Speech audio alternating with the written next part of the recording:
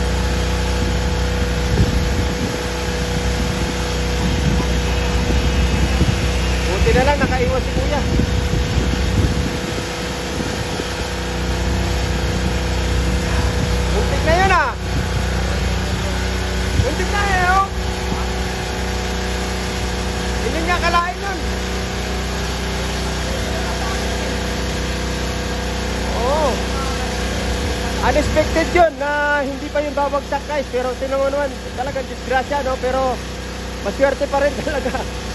Kasi buti na lang natin. Hindi niya inisip yun, nababagsak na yun. So at least walang napano guys. At safe pa rin na naibaba yung huling poste. Grabe. So yun, muntik na.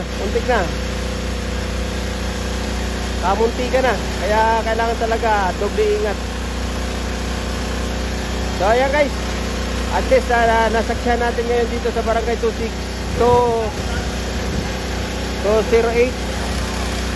Yan.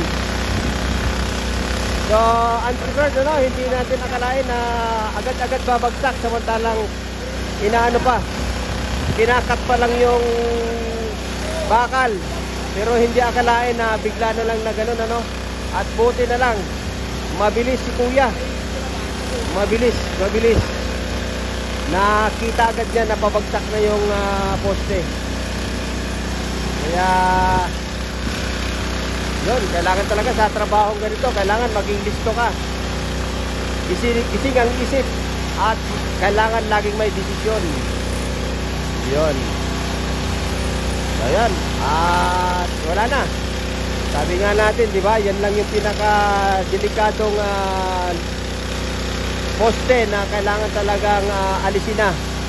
At yung mga usli-usling pader na yon, I'm sure na uunti-untiin na rin nila yung guys. Ayan.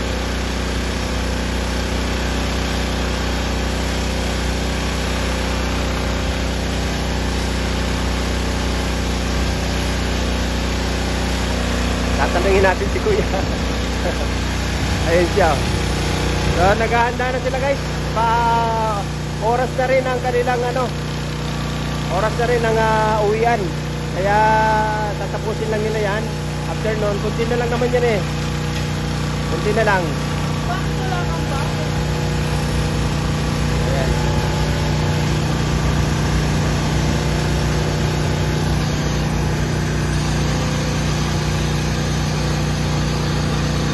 So yan muli yung ating update dito sa barangay 208 guys.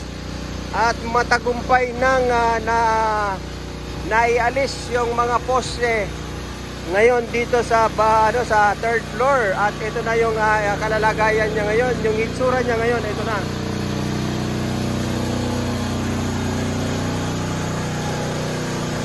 Buntik na.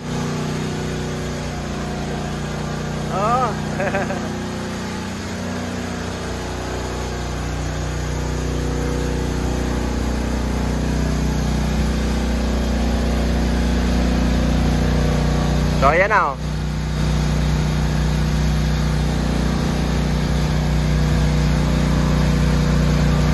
So okay na.